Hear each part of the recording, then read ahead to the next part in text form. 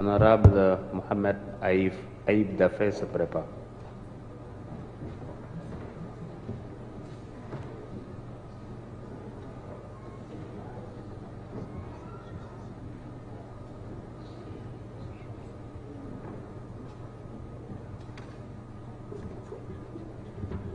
Je vous remercie, Monsieur le Président de l'Assemblée nationale, Monsieur le ministre, mes chers collègues députés.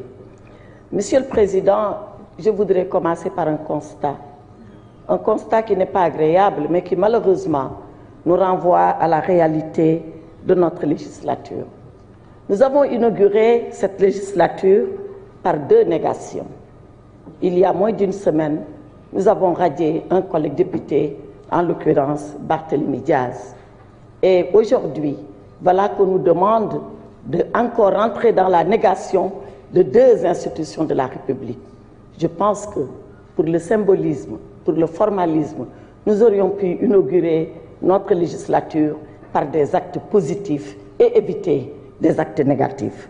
Cela d'autant plus que rien, absolument rien, ne nous dicte l'urgence de procéder ainsi.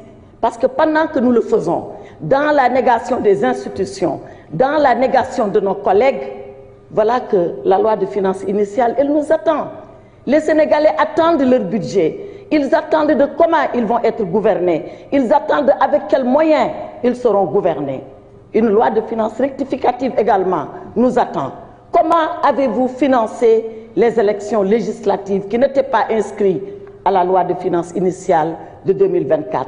Voilà les urgences que notre législature avait à régler plutôt que d'entrer dans les négations. Cela était votre choix, nous le respectons, mais nous le déplorons. Cela dit, Monsieur le Président, pourquoi devrions-nous supprimer le Conseil économique, social et environnemental? Et pourquoi devrions-nous supprimer le Haut Conseil des collectivités territoriales? Le Conseil économique, social et environnemental existe depuis 1961. C'est une institution aussi vieille que l'indépendance du Sénégal. Et vous demandez qu'on le supprime. Mais quelle est l'opportunité de le supprimer? On nous dit, et je reprends l'exposé des motifs. L'exposé des motifs qui est d'ailleurs très sommaire dans ses arguments.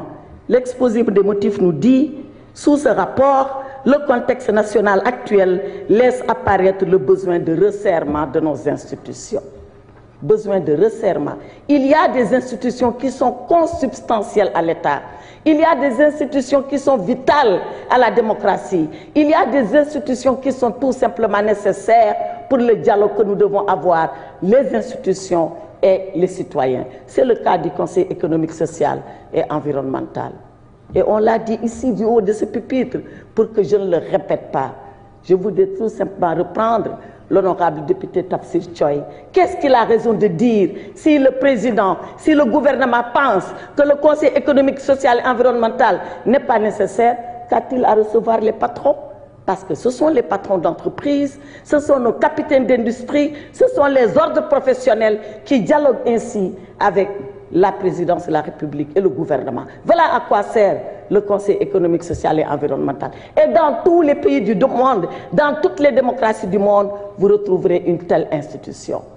Le Haut Conseil des collectivités territoriales, qui est la chambre de dialogue, de discussion, de débat et de proposition avec les territoires.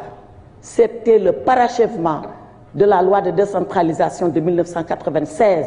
Tantôt on a parlé de Sénat, tantôt on a parlé de Haut Conseil, mais l'institution, elle est nécessaire. Alors, Monsieur le Président, je voudrais interpeller le gouvernement et lui dire que si ces suppressions-là sont nécessaires, qu'ils prennent ici l'engagement devant le peuple sénégalais que jamais ces institutions ne reviendront ici pour qu'on nous demande de voter sous une autre forme.